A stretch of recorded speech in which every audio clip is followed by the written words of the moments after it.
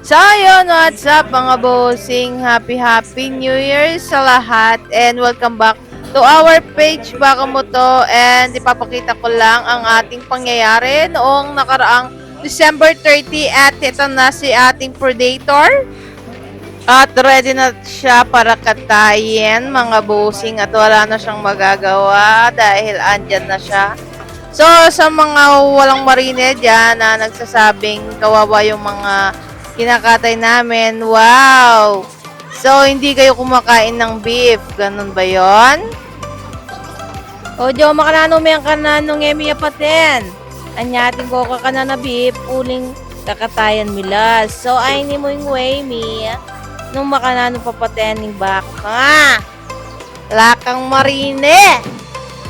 So, shout out ka rin basher tamo Ken out there. Nuko niya, makananutang mga baka nung kami mga aten niya.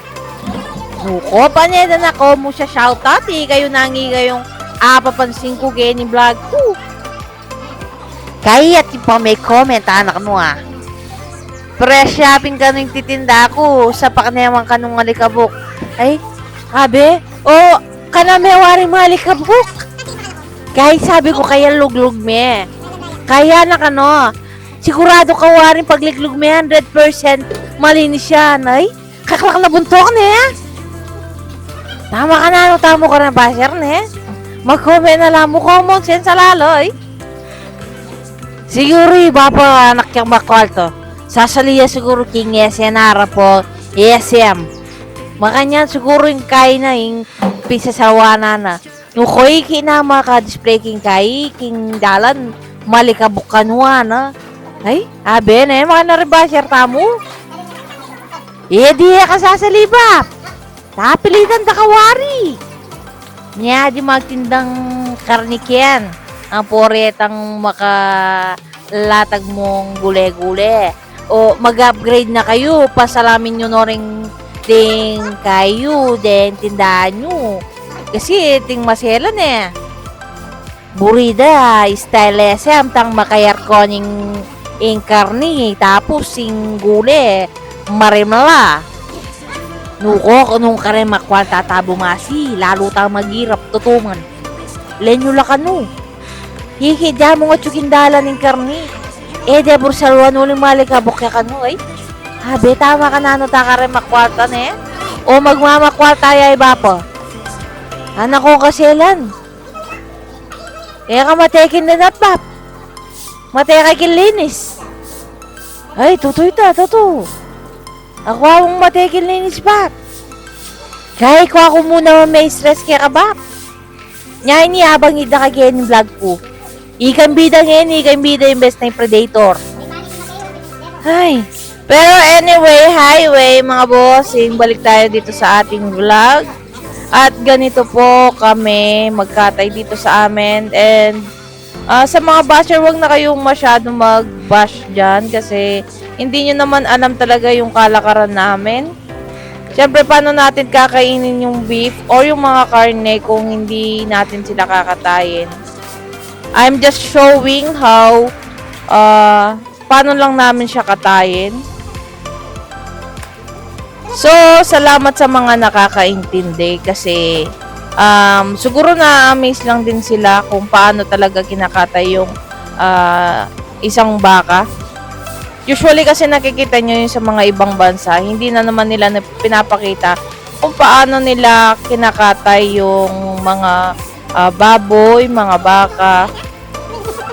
Ako lang is, I'm just showing kung paano kami dito sa ating lugar, sa ating Pilipinas.